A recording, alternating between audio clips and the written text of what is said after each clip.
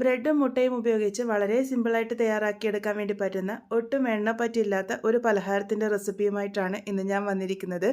നല്ല സോഫ്റ്റ് ആയിട്ടുള്ള ഈ ഒരു പലഹാരം എങ്ങനെയാണ് ഉണ്ടാക്കുന്നത് നമുക്കൊന്ന് നോക്കിയിട്ട് വരാം.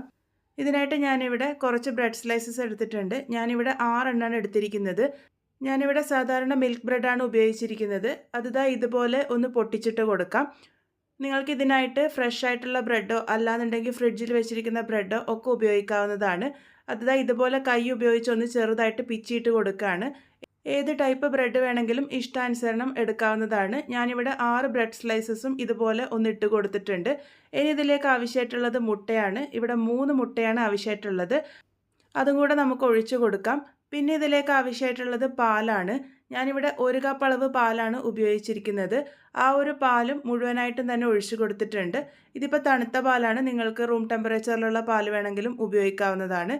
അതും കൂടെ ഒഴിച്ചു കൊടുത്തതിന് ശേഷം പിന്നെ ഇതിലേക്ക് ചേർക്കാൻ വേണ്ടി പോകുന്നത് കുറച്ച് മസാലകളാണ്. ഇവിടെ 1.5 ടീസ്പൂൺ അളവിൽ ചില്ലി ഫ്ലേക്സ് ചേർത്ത് കൊടുത്തിട്ടുണ്ട്.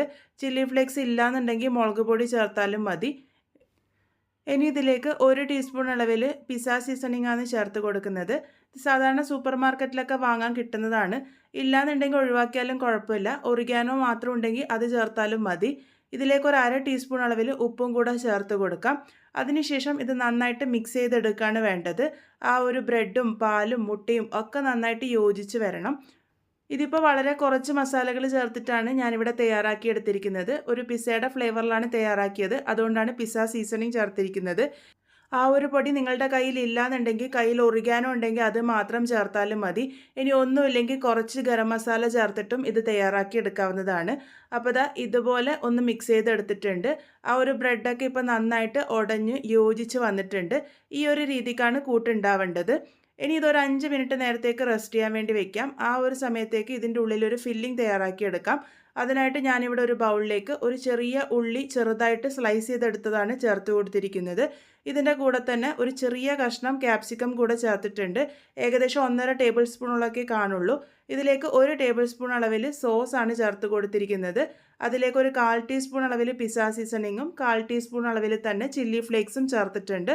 ഇനി ഇതൊന്ന് നന്നായിട്ട് മിക്സ് ചെയ്തെടുക്കാം. ഈ ഒരു ഫില്ലിങ്ങും കൂടെ വരുമ്പോൾ ഈ ഒരു പലഹാരത്തിൻ്റെ രുചി ഒന്നും കൂടെ കൂടും.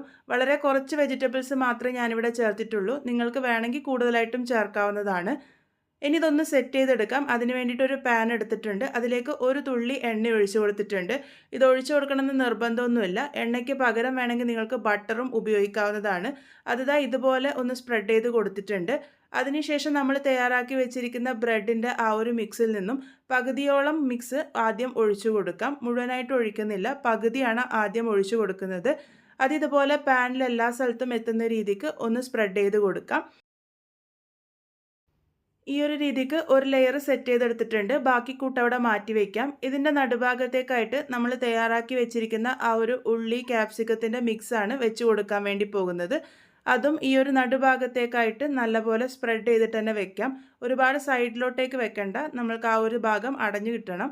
അപ്പോൾ ആ ഒരു നടുഭാഗത്തേക്ക് മാത്രമായിട്ട് ഞാൻ ഇതുപോലെ ഒന്ന് സ്പ്രെഡ് ചെയ്ത് കൊടുത്തിട്ടുണ്ട്.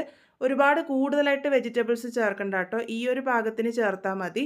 ഇനി ഇതിലേക്ക് ഞാനിപ്പോൾ ഇവിടെ ഒരു ചീസ് സ്ലൈസും കൂടെ വെക്കുന്നുണ്ട്. ഒരു ചീസ് സ്ലൈസ് മാത്രമേ ഇതുപോലെ പൊട്ടിച്ചിട്ടാണ് വെച്ച് കൊടുത്തിരിക്കുന്നത്. ഇഷ്ടമുണ്ടെങ്കിൽ മാത്രം വെച്ചാൽ മതി. ഇതിൻ്റെ മുകളിലേക്കായിട്ട് ബാക്കിയുള്ള കൂട്ടും മുഴുവനായിട്ടും ഇതുപോലെ ഒഴിച്ചു കൊടുക്കുകയാണ് ചെയ്യുന്നത്. എല്ലാ ഭാഗവും നന്നായിട്ട് കവറായി വരുന്ന രീതിക്ക് സ്പ്രെഡ് ചെയ്തിട്ട് വേണം ഒഴിച്ചു കൊടുക്കാൻ വേണ്ടിയിട്ട്. ഈ ഒരു രീതിക്ക് സെറ്റ് ചെയ്തെടുക്കുകയാണ് ചെയ്യുന്നത്. അപ്പോൾ ഇതുപോലെ നന്നായിട്ട് ഞാനിവിടെ സെറ്റ് ചെയ്തെടുത്തിട്ടുണ്ട്. ഇതുപോലെ മുഴുവനായിട്ടും സെറ്റ് ചെയ്തെടുത്തതിന് ശേഷം മാത്രം നമുക്ക് ഫ്ലെയിം ഓണാക്കിയിട്ട് ഇത് കുക്ക് ചെയ്യാൻ വേണ്ടി വെക്കാം. ഏറ്റവും ലോ ഫ്ലെയിമിൽ വെച്ചിട്ട് വേണം ഇത് കുക്ക് ചെയ്തെടുക്കാൻ വേണ്ടിയിട്ട്. മൂടി അടച്ചു വെച്ച് നമുക്ക് വേവിച്ചെടുക്കാം. ഏറ്റവും ലോ ഫ്ലെയിമിൽ വെക്കാൻ വേണ്ടി ശ്രദ്ധിക്കണം, അല്ലാന്നുണ്ടെങ്കിൽ അടി കരിഞ്ഞു പോകാനുള്ള സാധ്യതയുണ്ട്. കുറച്ച് സമയം കഴിയുമ്പോൾ ഇതിൻ്റെ അരികുകളൊക്കെ നന്നായിട്ട് വെന്ത് വന്നിട്ടുണ്ടാകും. നിങ്ങൾക്ക് പാൻ ഇതുപോലെ ഒന്ന് അനക്കി നോക്കുമ്പോൾ അടിയിൽ നിന്നും നല്ല സൗണ്ട് വരുന്നുണ്ടെങ്കിൽ ആ ഒരു ഭാഗം നന്നായിട്ട് ഫ്രൈ ആയി എന്ന് മനസ്സിലാക്കാം. അങ്ങനെ ഫ്രൈ ആയി കഴിഞ്ഞ് കഴിഞ്ഞാൽ മാത്രം നമുക്കിത് ഒന്ന് മറച്ചിട്ട് കൊടുക്കണം. ഇത് മറച്ചിട്ട് കൊടുക്കുമ്പോഴും നന്നായിട്ട് ശ്രദ്ധിക്കണം. അതിൻ്റെ ഉള്ളിൽ വെജിറ്റബിൾസ് ഒക്കെ ഉള്ളതുകൊണ്ട് തന്നെ പൊട്ടിപ്പോവാനുള്ള സാധ്യതയുണ്ട്. അപ്പോൾ ഞാനിതിപ്പം കംപ്ലീറ്റ് ആയിട്ട് ഒരു പാത്രത്തിലേക്ക് ആദ്യം ഇതുപോലെ ഒന്ന് ഇട്ട് കൊടുത്തതിന് ശേഷം ആ ഒരു പാത്രത്തിൻ്റെ മുകളിലേക്കായിട്ട് പാന് വെച്ചിട്ട് കമഴ്ത്തി കൊടുക്കുകയാണ് ചെയ്തിരിക്കുന്നത്. ഇതുപോലെ ചെയ്യുമ്പം ഒട്ടും പൊട്ടാതെ നമുക്ക് കിട്ടും. ഇതുപോലെ ആക്കിയതിന് ശേഷം ആ ഒരു സൈഡ് ഭാഗമൊക്കെ നന്നായിട്ടൊന്ന് അമർത്തി കൊടുക്കുക. ഇതിപ്പോൾ പാകത്തിന് തന്നെ അടിഭാഗം നന്നായിട്ട് വെന്ത് വന്നിട്ടുണ്ട്. അതിനുശേഷം ലോ ഫ്ലെയിമിൽ വെച്ചിട്ട് തന്നെ ആ ഒരു ഭാഗം കൂടെ സെറ്റായി വരുന്നത് വരെ വേവിച്ചെടുക്കാം. അടച്ചു വെച്ചിട്ട് തന്നെയാണ് ഞാനിവിടെ വേവിച്ചെടുത്തിരിക്കുന്നത്. ഇതിപ്പോൾ നന്നായിട്ട് തന്നെ വെന്ത് വന്നിട്ടുണ്ട്. നിങ്ങൾക്ക് ആ ഒരു സൗണ്ട് കേൾക്കുമ്പോൾ മനസ്സിലാകുന്നുണ്ടാവും, നന്നായിട്ട് ഫ്രൈ ആയിട്ട് വന്നിട്ടുണ്ട്. ഇനി ഇത് നമുക്ക് പാത്രത്തിലേക്ക് മാറ്റാം. പാത്രത്തിലേക്ക് മാറ്റുമ്പോഴും ഞാൻ നേരത്തെ പാത്രത്തിലേക്ക് മാറ്റിയതുപോലെ തന്നെയാണ് വെച്ചിരിക്കുന്നത്. പാൻ വെച്ചിട്ട് ഒന്ന് റൊട്ടേറ്റ് ചെയ്തെടുത്താൽ മതി. അപ്പോൾ ഇതാ നല്ല പാകത്തിന് തന്നെ നമ്മളുടെ പലഹാരം ഇവിടെ റെഡിയായി കിട്ടിയിട്ടുണ്ട്. നല്ല സോഫ്റ്റായിട്ടാണ് ഈ ഒരു പലഹാരം ഇരിക്കുക. അതുപോലെ തന്നെ വളരെ ചുരുങ്ങിയ സമയം കൊണ്ട് നമുക്കിത് തയ്യാറാക്കി എടുക്കാനും പറ്റും. ഉള്ളിൽ ആ ഒരു ഉള്ളിയും ക്യാപ്സിക്കത്തിൻ്റെയും ഫില്ലിങ്ങോട് കൂടിയിട്ട് വരുന്നത് കൊണ്ട് തന്നെ പിസയൊക്കെ കഴിക്കണ ആ ഒരു ഫീലിംഗാണ് ഇത് കഴിക്കുമ്പോൾ കിട്ടുക.